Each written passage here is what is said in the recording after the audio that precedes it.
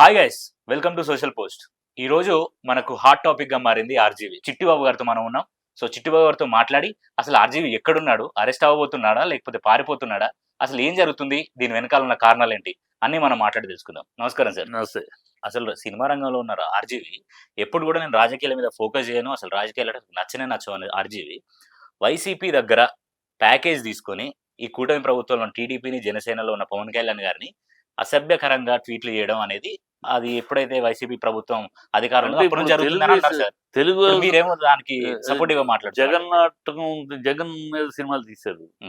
Telugu Desam package ఇచ్చింది వాళ్ళకి, package ఇచ్చిందా లేదని ఎట్లా చెప్తున్నారు? వాళ్ళు ప్యాకేజ్ ఇచ్చిందా? మరి ప్యాకేజ్ సినిమా తీసేవాడికి ఆ సినిమా డైరెక్టర్ని బట్టి వాడిని బట్టి ఫైనాన్స్ ఇచ్చేవాళ్ళు ఇస్తారు. వ్యూహం సినిమా తీసింది ఎవరు?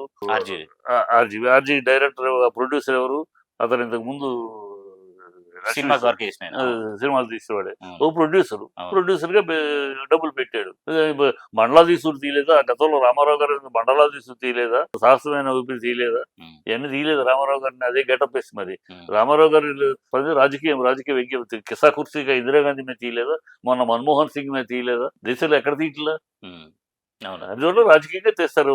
తమిళనాడులో తీయలేదా? ఇరువురు అని చెప్పి మణిరత్నమే తీశాడు.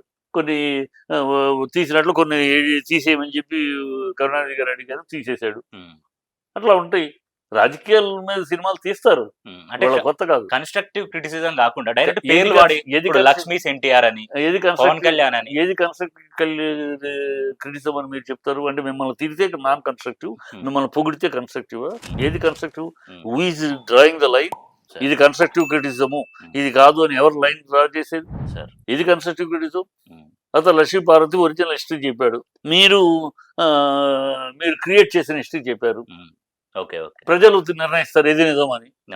ప్రజలు నిర్ణయిస్తారు, మీరు నిర్ణయించరు. మీరు కాదు, మీరు ఎన్టీఆర్కి ఇప్పటిదాకా 14 సీఎంగా ఉన్నావు, ఆయన ఉండగా ఉన్నావు, మళ్ళీ ఆయన తర్వాత ఉన్నావు, ఆ తర్వాత ఉన్నావు. మరి భారతరత్న కోసం అడగవే రామారావు గారికి? ఎందుకు అడగవు నువ్వు? ఎందుకు మీ నోరు రాదు?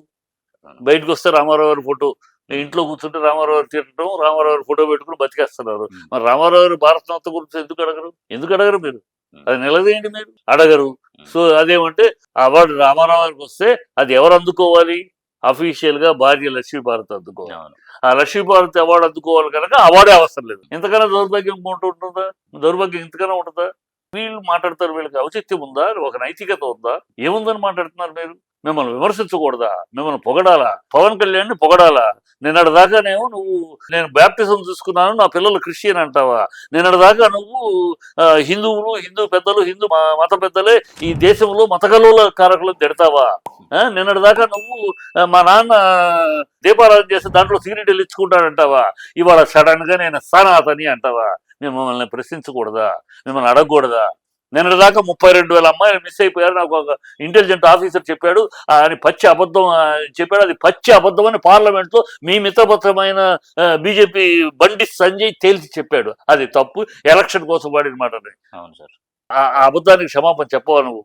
పచ్చి అబద్ధం ప్రజల దగ్గర చెప్పి ఓట్లు తీసుకున్నావు. ఇవాళ 91 మంది, ఈ 5 నెలల్లో 91 మంది అమ్మాయిలు మిస్ అయ్యారు. దాని గురించి మాట్లాడు. పిఠాపురంలో అమ్మాయిలు మిస్ అయ్యారు, దాని గురించి మాట్లాడు. గుడ్లవల్లేరులో బ్లూ ఫిల్మ్ తీసే అమ్మాయిలు బాధతోటి అమ్మాయిల గురించి మాట్లాడు.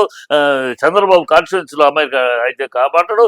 హిందూపూర్లో అత్తాకోడల్ని తగలబెడితే దాని గురించి మాట్లాడు.